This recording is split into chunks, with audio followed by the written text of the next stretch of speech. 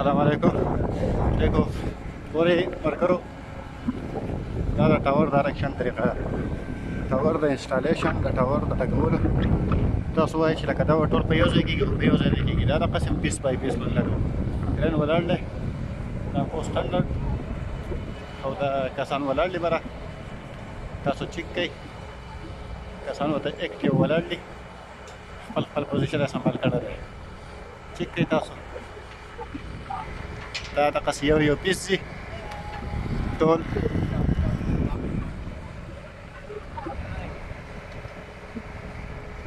ارامکو سایډ ده، په ارامکو کې لکه دقسې کار کول دي. بهر خو موږ جوګاړ لګوو، دوه کیمچیانې ډبلې تړو، خو دلته تاسو وګورئ دا پراپر کار غواړي. لکه په طریقه باندې تاسو چیک کوئ.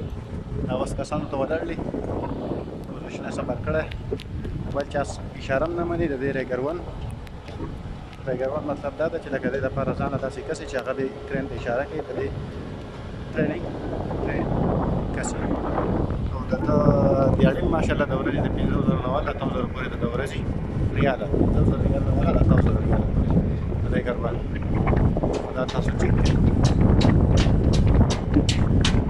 دا لکه میډیکل ته مشکل دی، که څوک داسې اپلای کولی هم شي. ریګر ون، ریګر ټو، ریګر 3 ډېر ښایسته جاب دی نورو کارونو په نسبت باندې. د ده د کار د کرین سره لفټینګ سره د کاري. تاسو چیک کوئ، کسان ولاړ دي، چیک کوئ تاسو.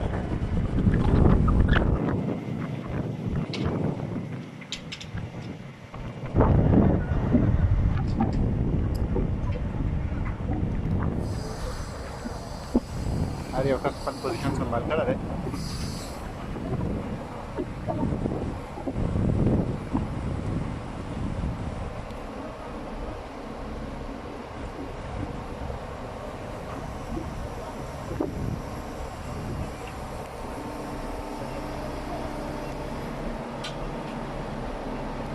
چیک کوئ.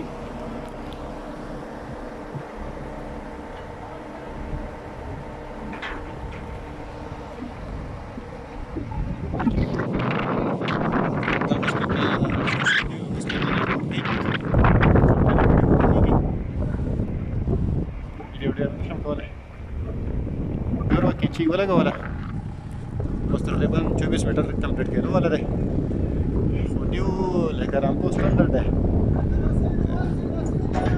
د وایلیشن دپاره یې پکې کیمرې هم لګولې چې څوک وایلیشن ونه کړي.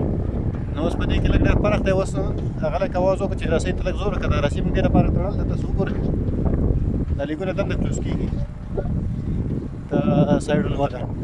په دې چې موږ لږ زور ورته وکړو دا را بهر شي، نو هغه نټ بورډ ولګوي. تاسو چیک کوئ، دا